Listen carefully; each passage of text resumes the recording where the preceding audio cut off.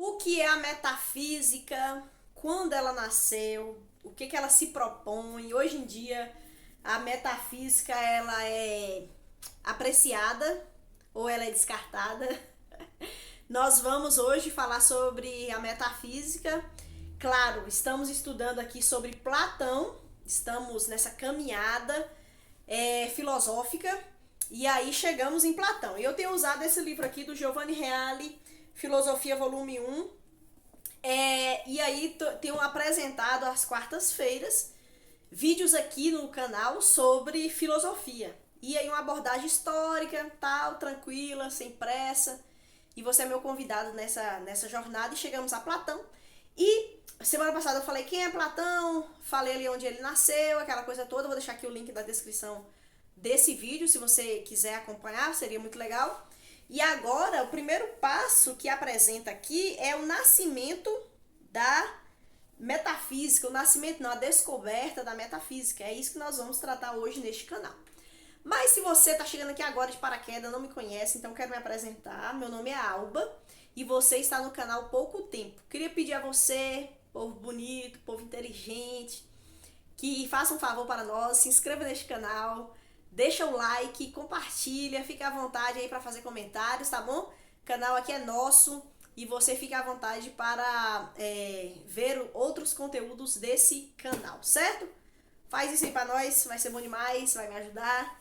E vamos lá, nessa nossa estudo sobre filosofia, chegamos em Platão e agora a descoberta da metafísica. Porque aí Platão tá lá, vivendo a vida dele, pensando e conjecturando a respeito de muita coisa, e ele sabia que houve um grupo de filósofos chamados naturalistas. Nós até já falamos sobre eles aqui no canal. Os naturalistas, eles chegaram à seguinte conclusão: que tudo que existe é a physis. Então, tudo que existe surge da physis. E as matérias-primas, digamos, a essência de tudo é a água, o ar, o fogo, a terra, o frio, a condensação, a rarefação. Então, os elementos físicos que compõem a existência e tudo que existe. Porque se você lembrar, a gente também já falou sobre isso, antes, na filosofia grega, antes de surgir a filosofia, era o mito.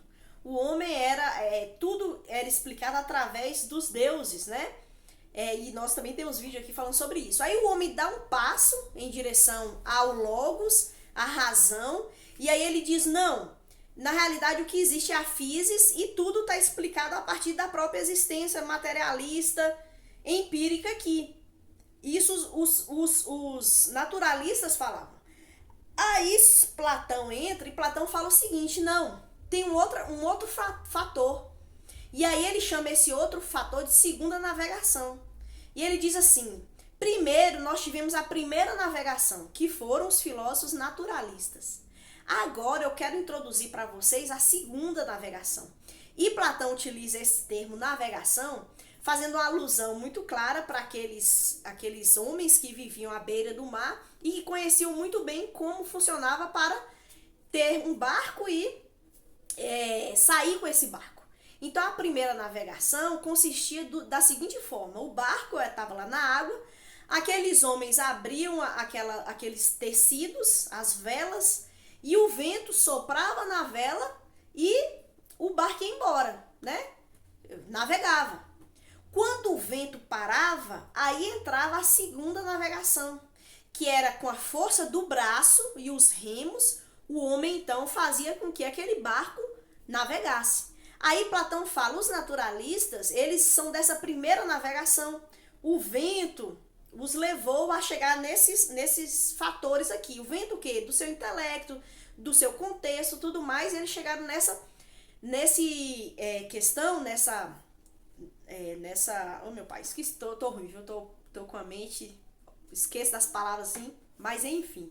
Eles chegaram, os naturalistas, e compreenderam que era a physis, era a natureza. Aí Platão fala, não, agora eu com a força do meu braço, nessa segunda navegação, então nesse esforço intelectual, nessa dinâmica, nessa vivência, eu descobri, né? Ele não falou assim, eu descobri, mas eu tô colocando aqui, algo que está para além da physis, da natureza, do fenômeno. Aí ele diz que esse é o esforço da sua navegação, porque essas coisas, na realidade, que existem na natureza, elas são causas de algo que está por trás. Aí vem a metafísica.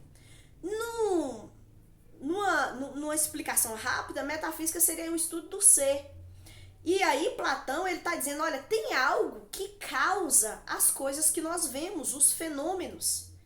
E é isso que causa, isso que está por trás e que nós não conseguimos acessar, compreender abertamente, é a metafísica. Ou seja, é algo para além da física, para além do material, para além do visível. E essa, então, é a segunda navegação.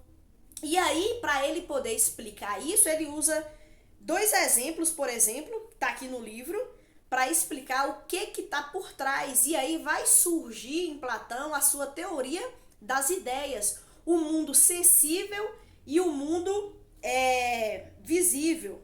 Você sabe, eu tô ruim, né, da memória, que eu tô esquecendo os nomes. Mas enfim, bora lá.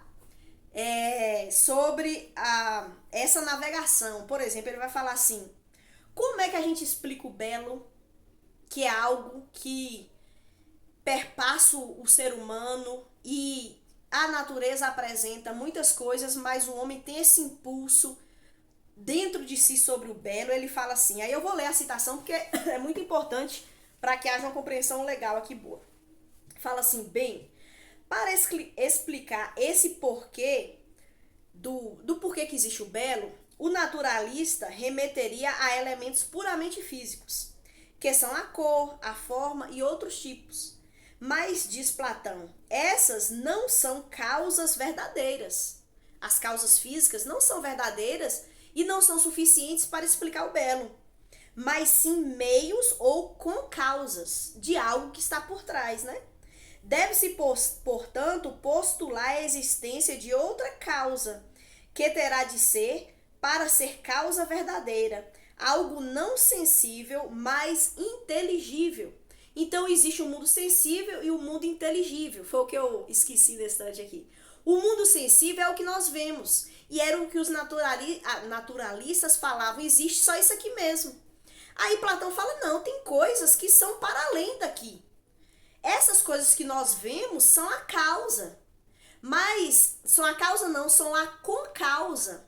Porque existe uma causa anterior, que é para além do ser humano. É isso que ele está falando. Aí ele continua.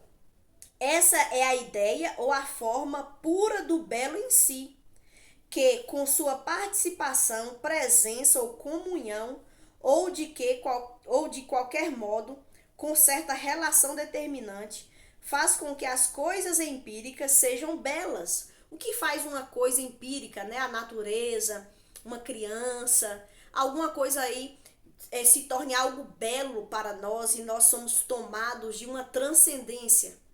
Não é a coisa em si, mas é o mundo que ele diria, né? O mundo inteligível.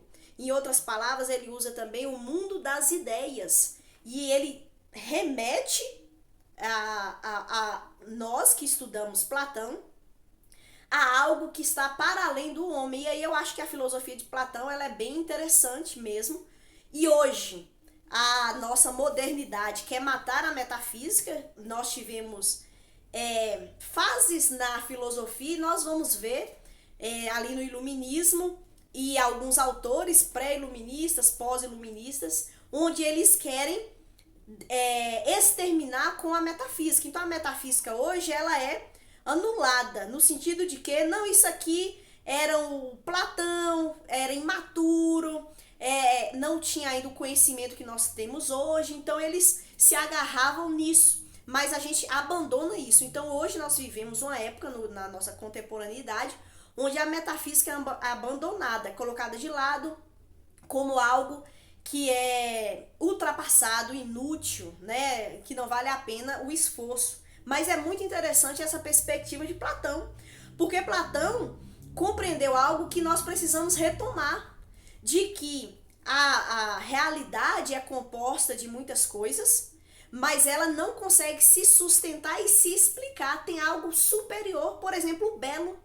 O belo, nós somos tomados por essa emoção, por esse sentimento, mas também por essa constatação de que tem coisas que nos tiram o ar, coisas que nos elevam, uma orquestra maravilhosa sendo tocada, a natureza, ambientes familiares que você vê um bebê, que você vê uma família reunida e às vezes acontecem algumas coisas e você é tomado pelo belo.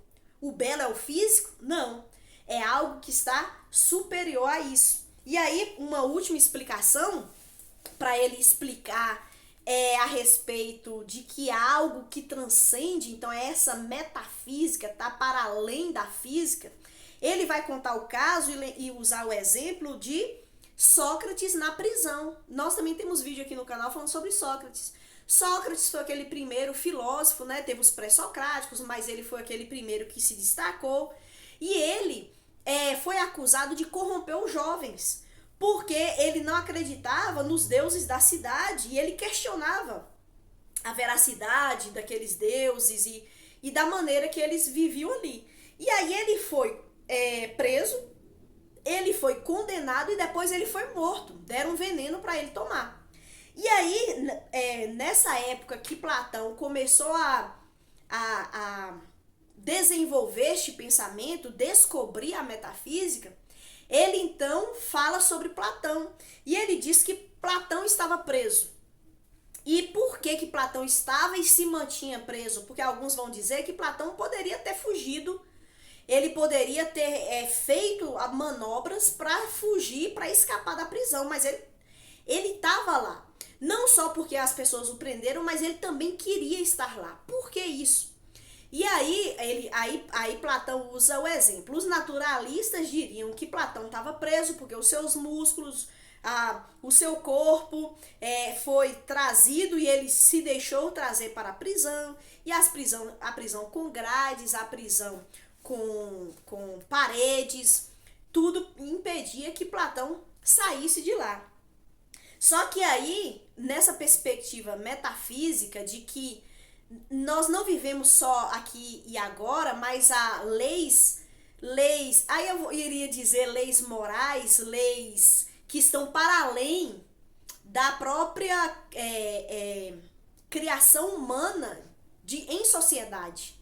E aí, claro, né, eu sou cristã, eu vou acabar dizendo que Deus, que é um legislador, ele estabeleceu leis na natureza e leis humanas. Então, isso que está para além era que de fato prendia Sócrates na prisão.